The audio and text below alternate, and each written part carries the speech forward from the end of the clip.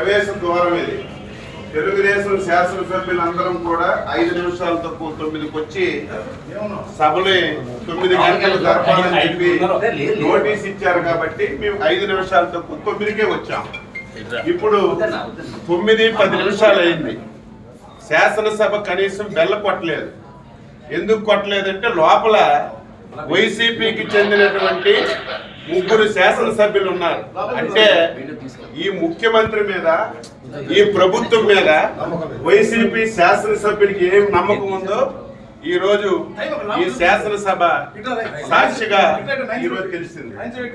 ఏది ఏమైనా సరే ప్రజాస్వామ్యాన్ని నమ్మినటువంటి వ్యక్తులుగా శాసనసభలో మాకు ఏ అవకాశాలు ఇవ్వకుండా, ప్రజా సమస్యలు లేవనెత్తకుండా, మమ్మల్ని ఎన్ని అవమానాలకు గురి చేసిన ప్రజల గురించి శాసనసభకు వచ్చి మా బాధ్యతని మేము నిర్వహిస్తున్నాం.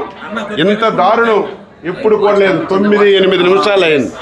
ఇంత దారుణం ఏది ఏమైనా సరే ఈ 5 సంవత్సరాలు ఈ శాసనసభలో ఈ రాష్ట్రానికి ఉపయోగపడినటువంటి ఒక్క చట్టం కూడా చేయలేదు. ఈ శాసనసభలో ఏ చట్టం చేసినా సరే ఈ రాష్ట్ర వినాశనానికి దారి తీసిన చట్టాలే చేశారు. అందుకే ఈరోజు ఈ విషయాలన్నీ ప్రజలకు తెలియజేస్తున్నాం. దయ ఉంచి ప్రజలారా ప్రతి ఒక్కరు ఆలోచించండి.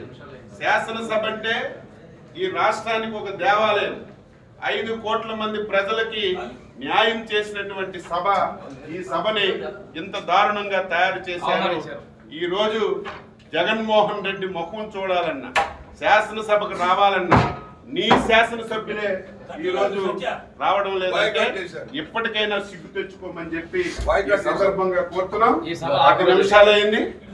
మేము ప్రజాస్వామ్యాన్ని నమ్మిన వాళ్ళగా శాసనసభని గౌరవించాలని 5 నిమిషాల తక్కువ 9కి వస్తే నీ అధికార పార్టీ సభ్యులు ఒక్కరు కూడా రాలేదంటే బుద్ధి తెచ్చుకో జగన్మోహన్ రెడ్డి అని చెప్పి